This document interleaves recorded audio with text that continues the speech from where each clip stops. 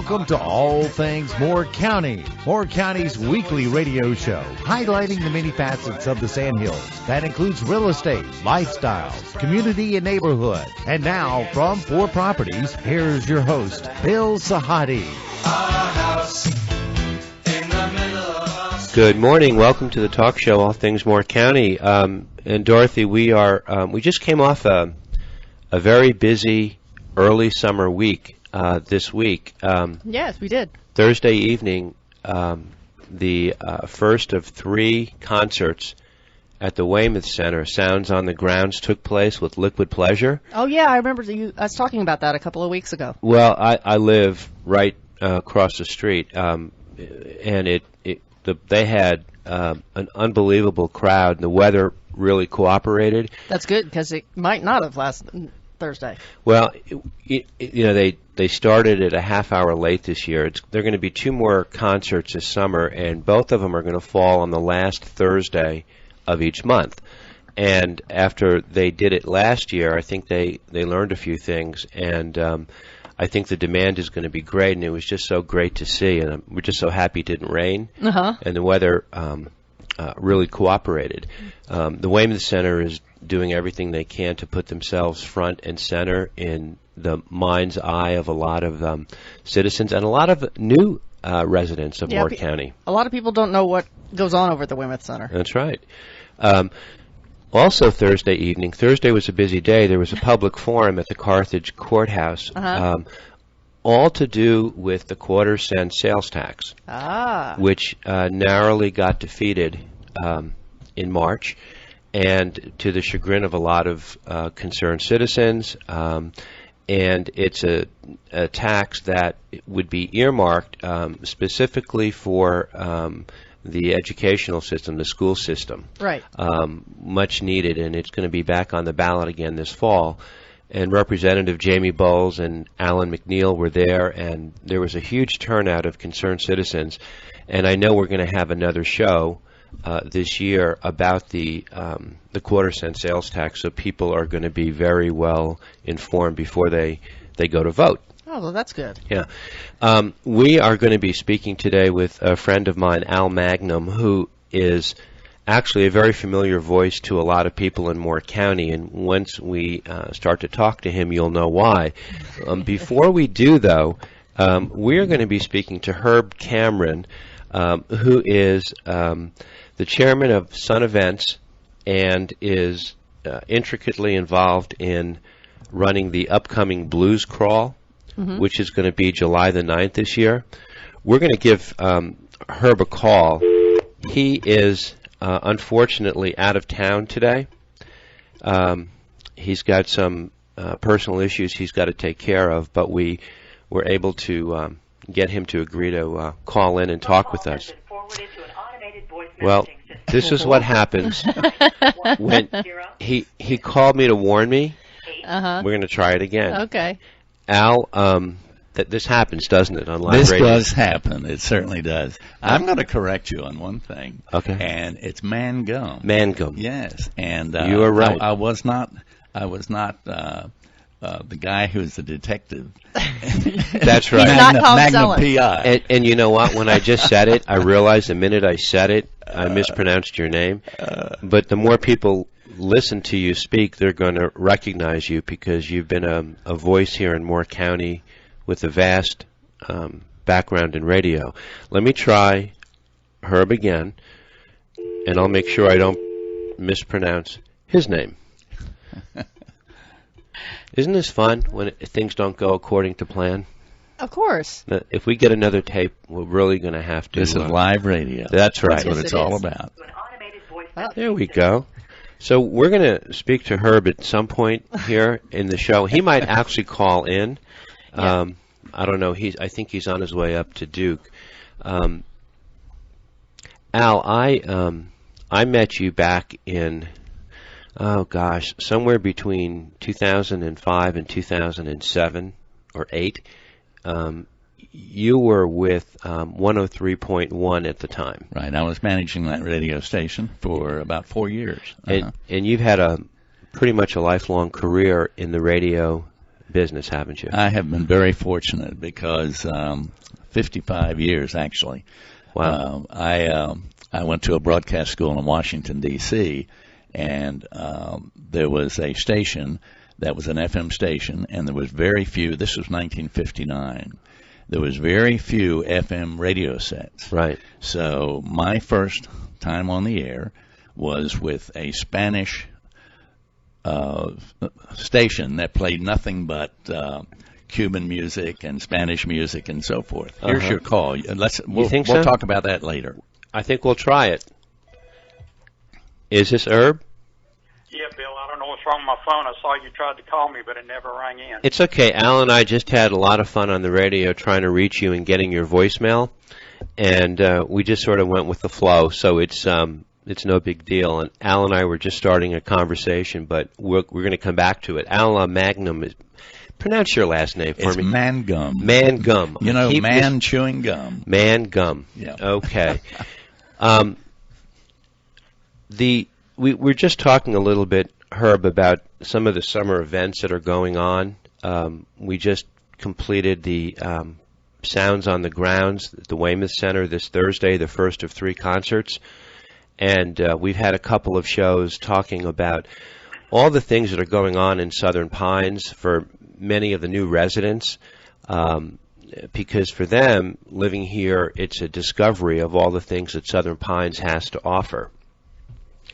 You've been intricately involved with the Sunrise Theater and the BluesCrawl Music Festival, which is coming up on July the 9th. Right.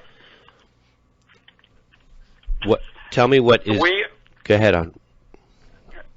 Yeah, we do have the BluesCrawl coming up the 9th of July. Right. And it is our 16th edition of it, so we pretty much came into being at the new millennium. It has grown and grown and grown. Right. And if you've never been to it, you really should consider it. It's $25 for a wristband, and it gets you into 9 different venues, including the headliners at the theater itself. Right. It's you can almost mark your summer calendar by the BluesCrawl. I think you started it a year after I had moved here. I moved here in 1999. Right. Was that? And you started it when, in 2000? Yes. Mm-hmm. And every year, Not that long. Yeah, I've seen it grow. Just living here in Southern Pines, you attract a lot of people, not just local people. People come from all different areas, don't they? Oh, gosh, I'll tell you a story. A couple of years ago, we had a large group of people came down from Greensboro. They rented their own bus. They made their own T-shirts, and they came down for the event, and there was a busload full of them. And we had no idea they were coming. We had no idea they knew about it. And it just gave us the message that we're really becoming a pretty far-flung event. Right. This area and music there's a relationship that's getting stronger and stronger, isn't it? Isn't there? Oh, yeah. Well, you know, there's so many different venues you can hear music right. in not only Southern Pines, but the county. We do the first Fridays, as you know. Right.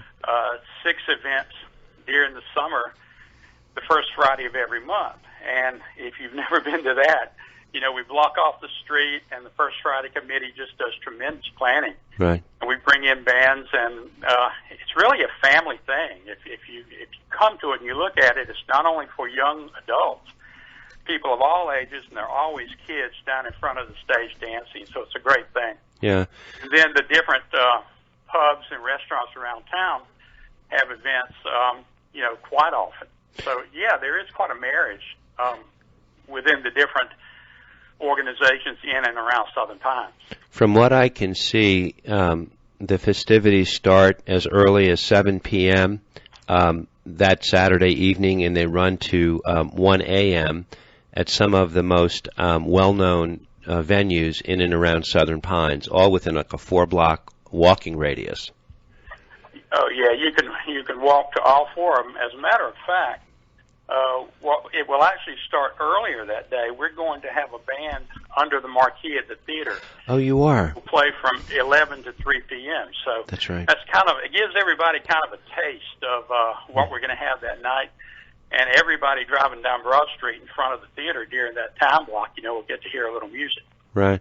Al's been here. I've only been here 16 years. Al's been here a lot longer. Since 2004. Oh, since 2004. But you've seen how Moore County has become younger and how the demographics are changing. Absolutely. The BluesCrawl features some very well-known artists. These are not just local people. They come from all over, don't they? Yeah, they do. If you go online and you look them up, the beauty of YouTube today is that you can find any performer anywhere, anytime. Right. And it's really an addictive thing, and it's something I love to do. My wife is not quite as amused by it as I am.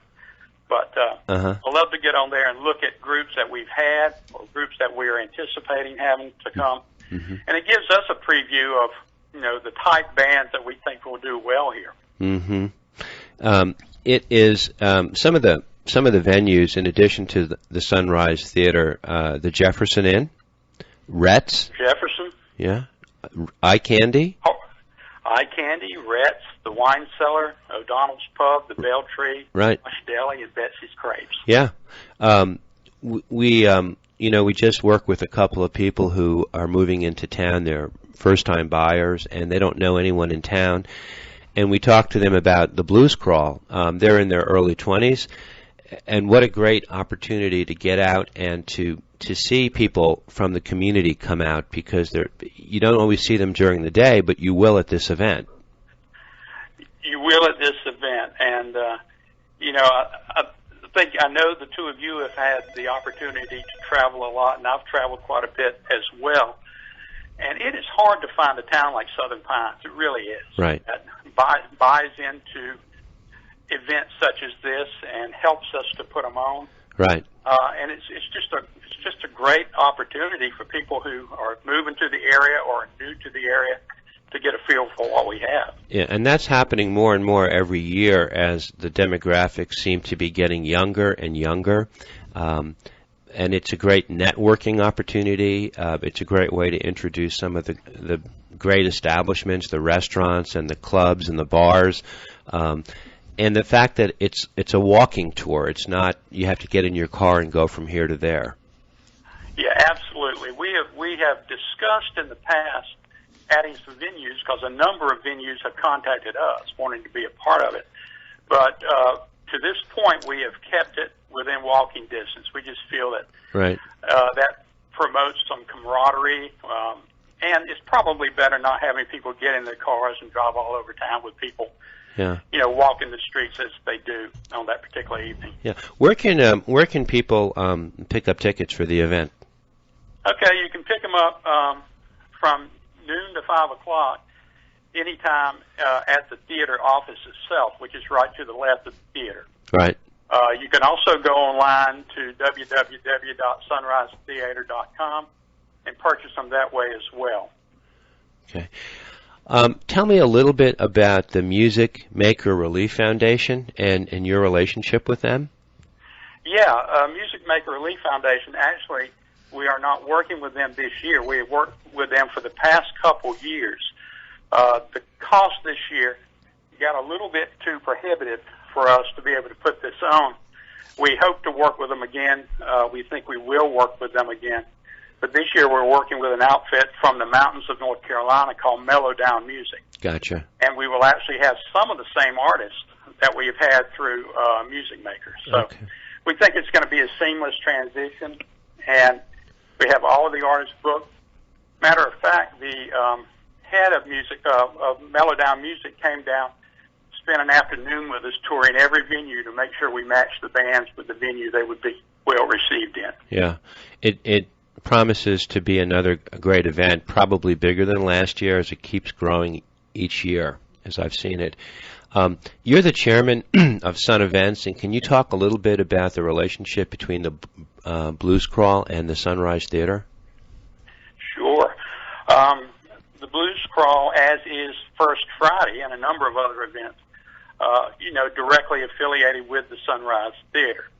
So we do have a number of committees that take the lead in doing things such as booking movies, booking stage events. The one we are involved with, of course, is Sun Events, as you mentioned. Mm-hmm. And we do the BluesCrawl, which is our biggie. We actually begin planning for that in January. And we meet every week to get all the T's and I's dealt with, because it's a lot to do with contracts and so on and so forth. Mm-hmm. So, we are intimately involved with the theater, and the theater has been very supportive of everything we've tried to do. Mm-hmm. We also do Raise the Roof.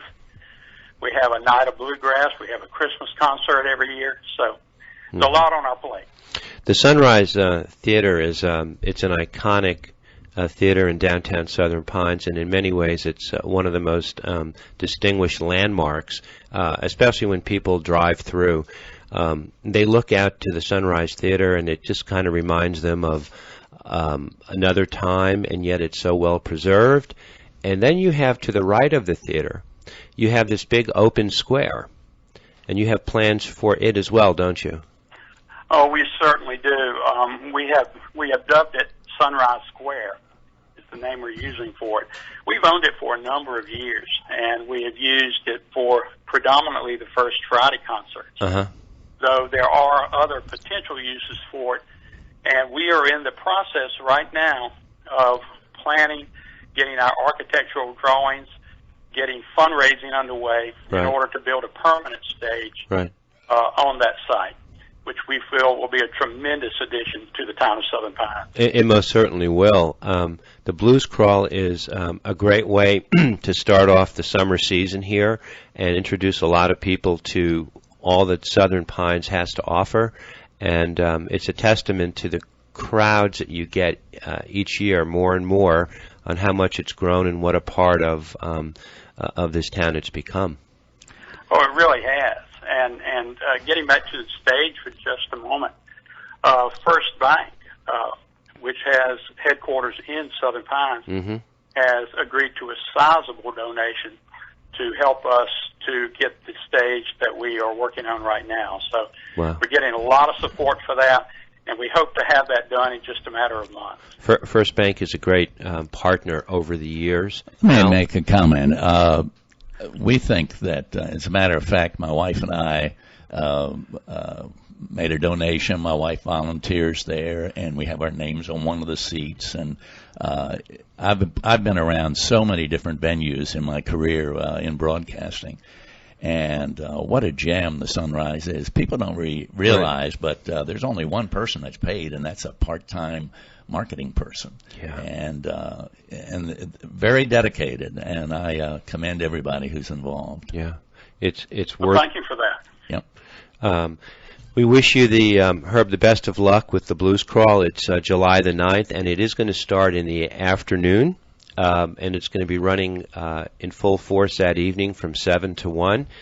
Tickets can be bought at the Sunrise Theater, and I hope people are making their plans right now. Oh, and I hope they will. I hope they'll come in and get tickets early. As I mentioned earlier, a wristband is only $25. And when you think that you can go to 9 different venues as much and as long as you want to go for $25, I don't know of a better deal. Yeah. And if I can add one thing, Bill. Sure. We are doing something a little bit different in the theater itself this year.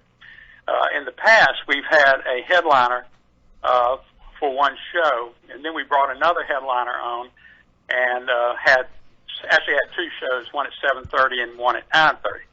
This year, because there's been such demand for that, and we're having our headliners this year are Beverly Guitar Watkins, and if you've never seen her, she's in her mid to late 70s. Oh, wow. And is an incredible blues musician and guitar player. She's been featured on CBS News and a number of national telecasts. So we have her coming, and Johnny Rawls. And what we're going to do this year is combine the two and have a type of a review show at 7:30. And then we will repeat the same show at 9:30 for people who couldn't get in earlier. That's a great idea. we really appreciate you taking the time to talk with us. I know you've got a crazy day in front of you, and I wish you the best of luck with all of that. And we'll be talking to you next year too to recap how successful and what a great event it was in 2016. Well, thank you, Bill, and we look forward to seeing you on July the 9th. Thank you, Herb, for joining us. Good luck the rest of the day. Thank you, Bill. Thank you. We'll come back in the second set, and we're going to continue our conversation with Al Magnum, where we just got cut off, but it was a good reason to get cut off. This is All Things Moore County.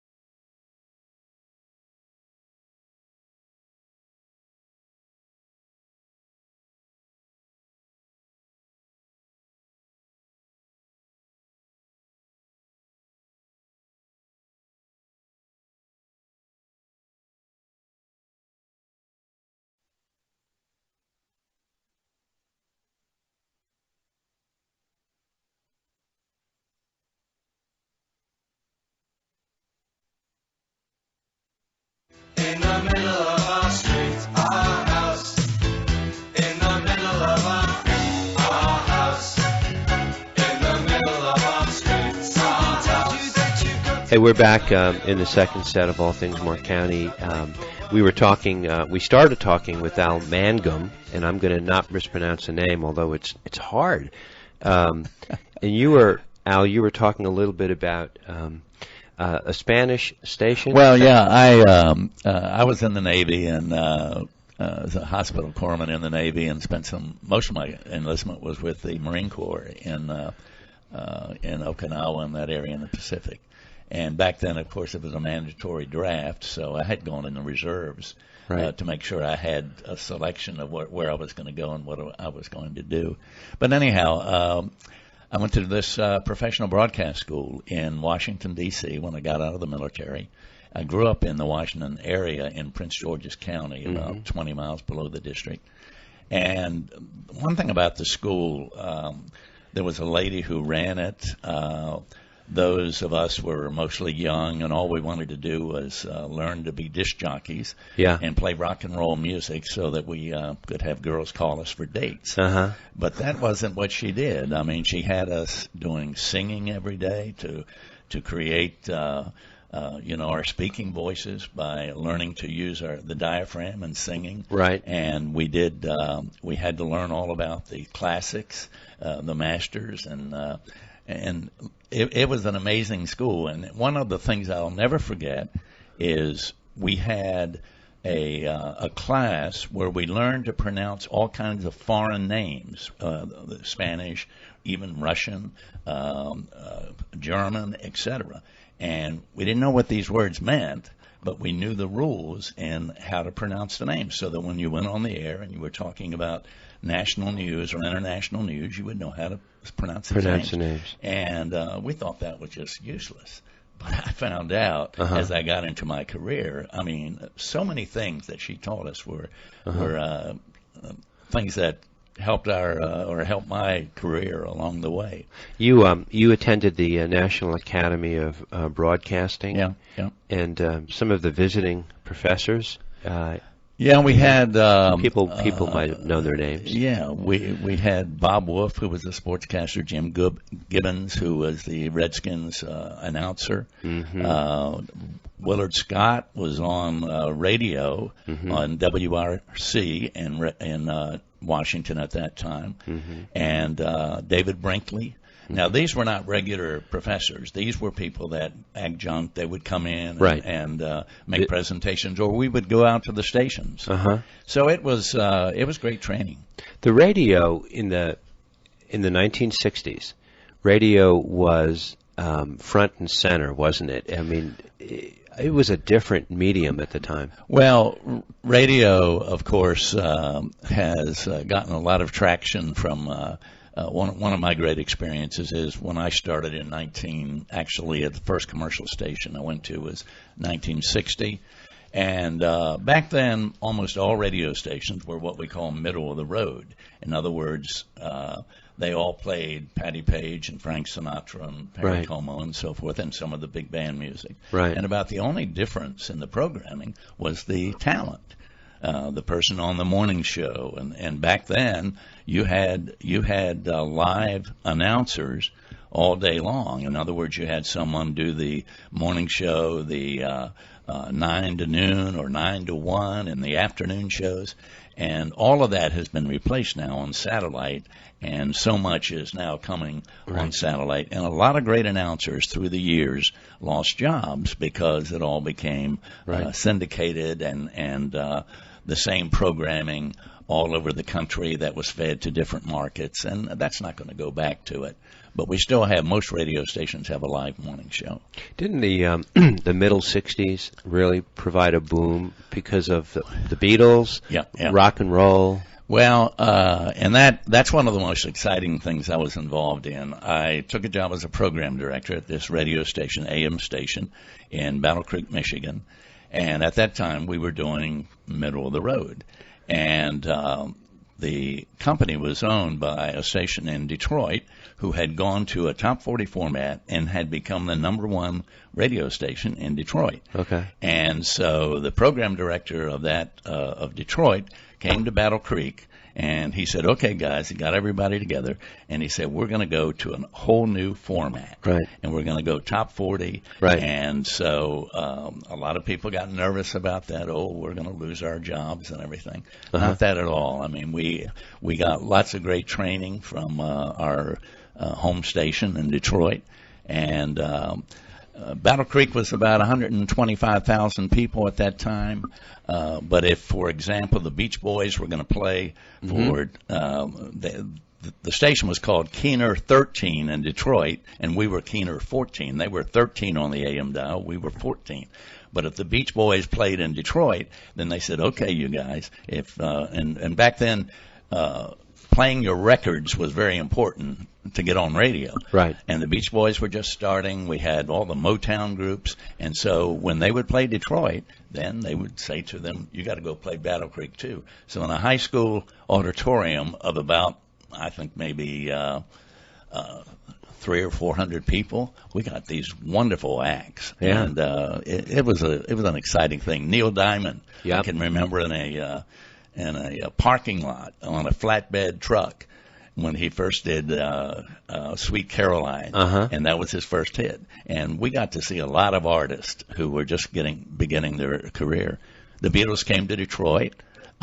Most of our broadcast staff in Battle Creek went there. The Beatles did not come to Battle Creek, but but anyhow, great experience. And there were personalities, radio personalities that were larger than life at the time. And I stayed on the air as a disc jockey and program director until about 1970. I was with a group out of Lincoln, Nebraska that owned stations all over the Midwest.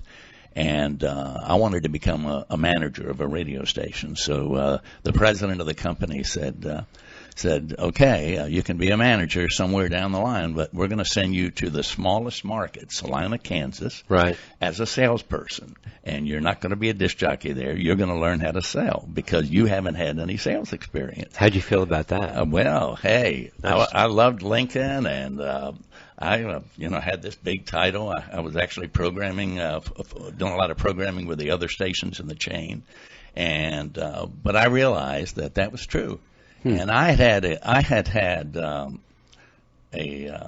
an opinion about sales somewhat negative, Right. because I had seen a lot of people who manipulated people when they tried to sell, and all they were in for was their commission. Right. And they didn't care that much about who they were selling to. Right. So anyhow, I did it. The guy that was the manager of the station was a great guy, and within a year, I became a manager of the radio station in Sioux City, Iowa. So that was the beginning of my management career, and I'm going to really fast forward. From there on out, it was management. Later on, I came back to Raleigh, and I'll explain more on that. But when I came back here in 2004, I managed 103.1 out of Sanford, which covers this area. That's when we met. And then I keep retiring and going back to work. Right. So I came over to WEEB, and I talked to Steve Leader here, and I said, you guys need to be doing some local news. So I started doing the local news and then doing some sales work also. I had not done anything on the air on a regular basis in 40 years. Wow. So it has been fun doing that. You have it sounds like it was in your blood, number one, but number two, you have a pattern of reinventing yourself. Yeah, which is very admirable, actually. Well, most people don't do that. The thing about it is, I was so fortunate to have lots of different things to do. I even went on the road and was selling formats in the early 80s. I still lived in Raleigh. Yeah. We had moved to Raleigh in 1976, and I was covering the whole East Coast with a format called Music of Your Life. Back then, FM radio was taking over all of the popular music. Right. And so these AM stations were dying. Right. So what we did is we went into these radio stations and we convinced the owners, and the disc jockeys didn't like it, but we convinced them that their ratings were going to continue to go down and they needed to do something different. So that's when they brought back all the oldies and music, even some of the big bands and so forth, and that became a number one format for AM radio for a period of about 4 years. Mm-hmm. So, and then from there, I got my dream job with Capital Broadcasting, which is WRAL's organization, right, in their radio network division. And at that time, we had the North Carolina News Network, we had an agriculture network, we had a news network in Virginia, and also we had all these sports networks. We did all the NC State radio network. We did Duke. We did the University of Virginia, later on the Carolina Panthers. And you talk about, I've always been a creative person in addition to right, some of the other things that I learned to administrate and train people and so forth. But the exciting thing about my career was there was always something new. And with a network, you don't have to own anything. If you have a good idea, you can put it on a network, and you barter. In other words, that means you get to play your commercials on your network on that on those radio stations that you're affiliated with, and then the barter arrangement is you have to also give them an opportunity to sell the local advertising. Mm-hmm. So anyhow, it's been a good ride. It really has. It's been a journey, and it's not been a cradle to grave type job. You have to reinvent yourself as you go. Well, new beginnings all the time. Really reinventing. In 1991, Capital Broadcasting bought the Durham Bulls baseball team, minor league baseball team. We were in the old ballpark then, an Atlanta Braves affiliate, and I had the most experience in sports marketing on the radio, in the company actually. Yeah. And so I was asked to take over the executive director, not the general manager, but the executive director of the team. And so I did that for 3 years. And the last year, actually, the general manager we had of the team resigned, went somewhere else. So I had the whole enchilada. I was the general manager and everything. But great experiences. Yeah. And Grady Little was the field manager at that time. Oh, is that right? It was a Class A team with the Braves. Before he moved to Pinehurst. Right, exactly. And, of course, then he went to Boston and then to the L.A. Dodgers. Right. And Andrew Jones, Chipper Jones, all these great players who came through Durham. Wow. And Durham has been a great minor league city for many, many years. Back in trying to remember the year, 2000 actually, 2006, 2005. The Durham Bulls went to a AAA franchise with the Tampa Bay Buccaneers. What now? They're Tampa Bay. The Rays. Tampa Bay Rays. Right. And they still are. And that has been just a tremendous story. Right. It's fascinating. You were a jack of all trades, and I want to tell the story about how we met, how you got to Pinehurst, and in the next set, I also want to get your perspective and your commentary on the media today, how information is given, not just through TV and through radio, but just the mindset of people today compared to you grew up in the heyday of the medium. It should be, your perspective would be interesting. We'll be right back with Al Mangum. This is All Things Moore County.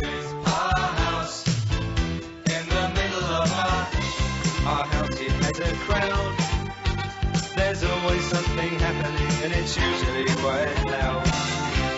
Our mum, she's so house proud.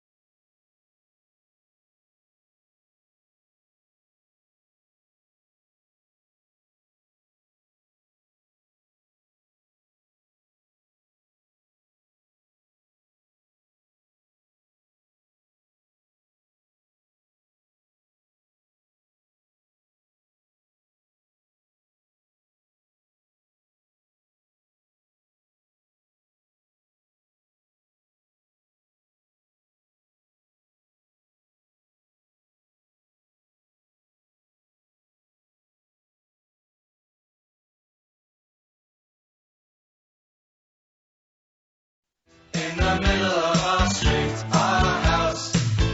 In the middle of our house. In the middle of our street, our house. We're back with Al Mangum. Fascinating conversation, Al, about your career.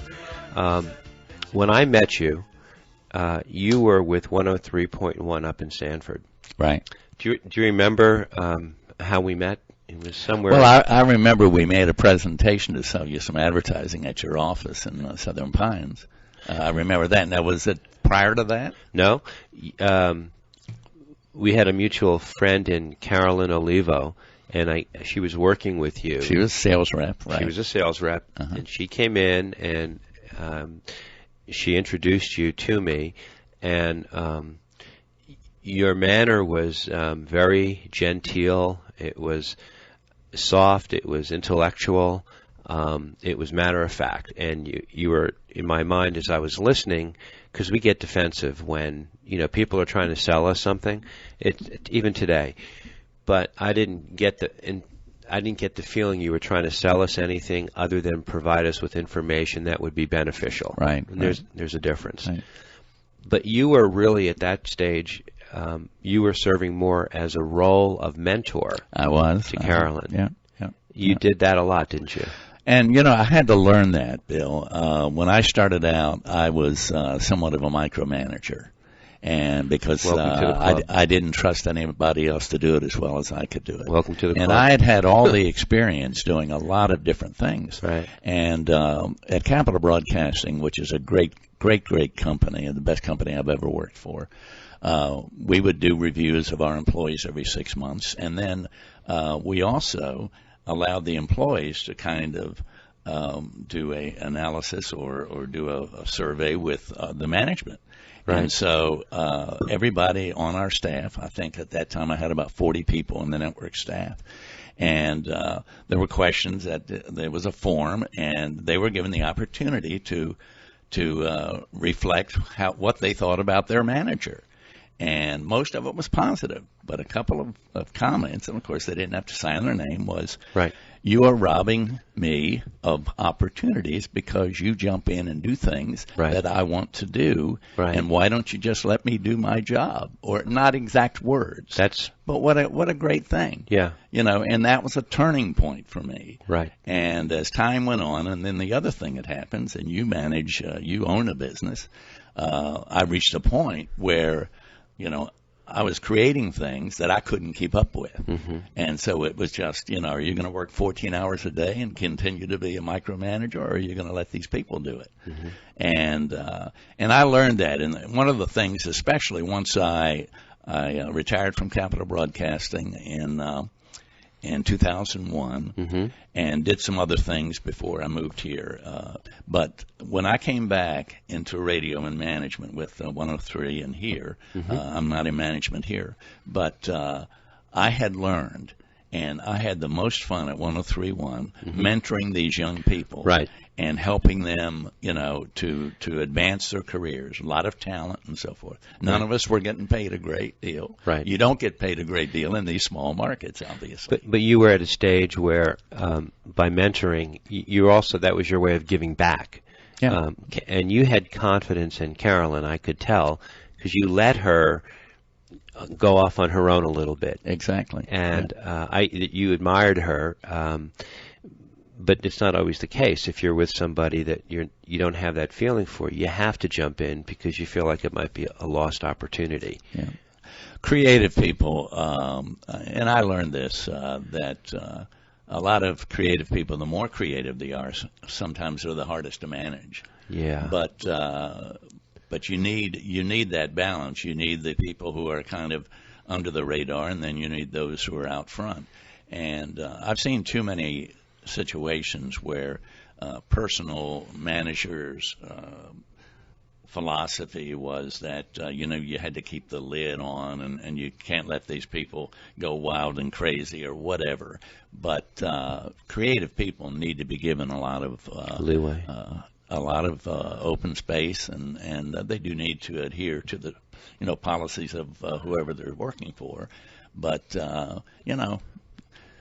sometimes, especially in sales, Yeah. because sometimes, they'll do some crazy things and come back and say, hey, I know maybe I shouldn't have done this, but I just made this deal with so-and-so. Mm-hmm. And you say, well, that was a creative way to do it. Right. And, we, in our business, we mentor, we want people to guide, as opposed to, it's not selling. It's providing information and giving the responsibility of a decision to the client, so long as they're provided with all the information. Well, I would always tell salespeople coming into whatever organization I was managing that when you care more about the client and making sure the client gets their money's worth, making sure the client is happy with the situation, right? Then your commission, then you're going to be successful. That's right. It's pretty simple. It's and it takes today. There's a whole millennial generation that they are out to make their mark. They're out to win. But sometimes in doing that, from our perspective, maybe they sell their soul a little bit because they want to win, and maybe they're not just providing or servicing the client 200%. Right. It's about the client's interest, not their own.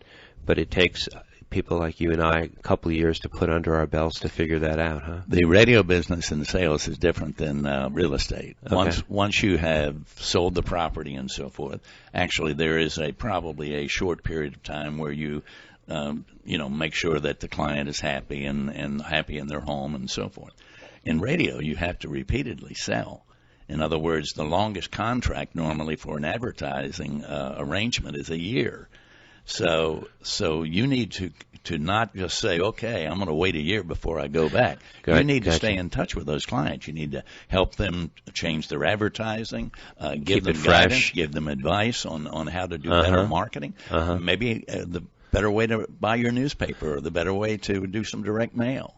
So you have to constantly, instead of say constantly sell, you have to constantly service. And it is service, and you need to. That's not just to get a renewal of your order, right? But because you want this person to genuinely get results, increase their sales and their business. Exactly. What do you make of today? AM radio, from what I can see across the country, a lot of talk formats. FM, they have the music. Then you've got the satellite, and now you have the presence of social media for information. It's a hobnob of so much information. It's a different world we live in. It is a different world. To give you an idea, in Raleigh, there are about 40 signals that get into Raleigh, and when they do the ratings, if you get 9 to 10% of the audience, you can be number one on the market. That's how fragmented it is. What did it used to be in the 60s and 70s? Well, when you would have maybe 4 or 5. When I first got to Raleigh in 1976, I think we had maybe 10 radio stations. And so at that time, WRAL had an FM radio station, still do, that had a 24 share of the market. Wow. And they were the first FM contemporary music on FM. WKIX in Raleigh. People don't maybe remember that. They were the top 40 station, AM. But when 102.5 WRAL went to a contemporary format, because it was on FM, it was in stereo. It was cooler. Then the ratings went down with WKIX. Wow. But I don't think radio will ever die. The FCC has now allowed AM radio stations who have to reduce their power at night, or some actually go off the air at night. Right. They are now allowing FM translators, or where you play the same programming. Yep. But you now have an FM signal in addition to your AM. WEEB has a license for that now, and we're going to be going on 97.3 FM. So many of you who may listen to 990 AM, and you're driving around and you get to Carthage, or you get a bad signal. 10, 15 miles away, you can't hear it. Right. You're now going to be able to hear the radio station on AM and FM. When is that going to? Well, it's in the mix. We're ready to go with it, and it's a matter of completing the engineering and so forth. But we already have the license, and our owner, Steve Leader, says we're going to have it done in the next 30 days. Now, we'll see, but it's going to come soon. For a lot of people who might be listening to the show, if Al's voice sounds familiar, there's a good chance that during this show, there's probably a commercial, an ad or two being played that you did the voice for. That's another thing too. Is I'm not an employee, by the way. I'm just an independent contractor. Right. And I do have a life. I'm semi-retired. I spent the whole month of April in Australia visiting our daughter, who now lives in Perth, Australia. She just moved from Sydney. Right. So I have a life. And I'm not doing the news anymore, because getting up at 4:30 in the morning, it finally got to be a bit too much. I liked when you did the news, because it didn't sound too coined. It didn't sound too. It was natural. It was like you were listening to somebody that you knew, as opposed to sometimes things sound so polished where the intonation in someone's voice, it's like perfect pitch, and it's almost robotic. But when you did it, it was. There was something very genuine and authentic about it. Well, trying to be more in the old style. Remember the radio show that was, the TV, where the news announcer was very stilted. Yeah. And I'm trying to remember the name of the show. Was back it an at the old TV show? Yeah. Anyhow, I can't remember. There the were name. so many that Yeah. remind me of that. But anyhow, I think AM radio is going to continue Good. to be available. Although I think, and maybe not in my lifetime, but everything's going to be on the internet. How'd you get to Pinehurst? How did I get to You moved here Pinehurst? in '04, and I know time is running short, but how did you wind up? Well, at the time, and by the way, my wife Betty has done a lot of great things in her career. She was Betty is from Pembroke. She's a Lumbee Indian, and she was the director of Indian education for the state. She was a county commissioner in Wake County for 4 years. Didn't know that. At that time, 700,000 people as a county commissioner in that county. Wow. And so she's had a great career. And what happened to me is when I left Capital Broadcasting, I still wanted to work. I wanted to do some things. And people would say, they don't say you're too old. But anyhow, I was trying to get some work and also trying to do some consulting and so forth. But I was getting nowhere. And so that's when I told Betty, I said, we need to sell our house here in Cary, and we need to find a place to go. Yeah. And we'd been to Pinehurst, visited here many times. Yeah. So we decided to move to Pinehurst. Yeah. And this has been wonderful for both of us. And Yeah. she's very active in the community and with our church, the Village Chapel. Yeah, Moore County is better off having you than not having you both. And I admire your ability to reinvent yourself and keep vibrant and keep going. And not a lot of people do that. And it keeps you young, and it keeps you smiling. Yep. And you get up in the morning, and you've got an agenda every day. Yep. I can honestly say that I cannot remember since I've got in the radio business and in the media business. Yeah. I cannot remember any day that I woke up and said, I will hate to go to work this morning. Right. Never happened. Never happened. Makes you one of the luckiest guys going. You got it. Al, it's a pleasure to have you on. I've enjoyed knowing you and getting to know you. We're not writing you off. I'm not saying it that way, but it's always a pleasure. Thanks for coming by today. Yes, indeed, Bill. And I'm going to interview you sometime. How about that? That's for people. We'll plan on doing that. That's for people who have. Bill insomnia. Sahadi is a superstar. I'll tell you, he's a great guy. Al, thank you.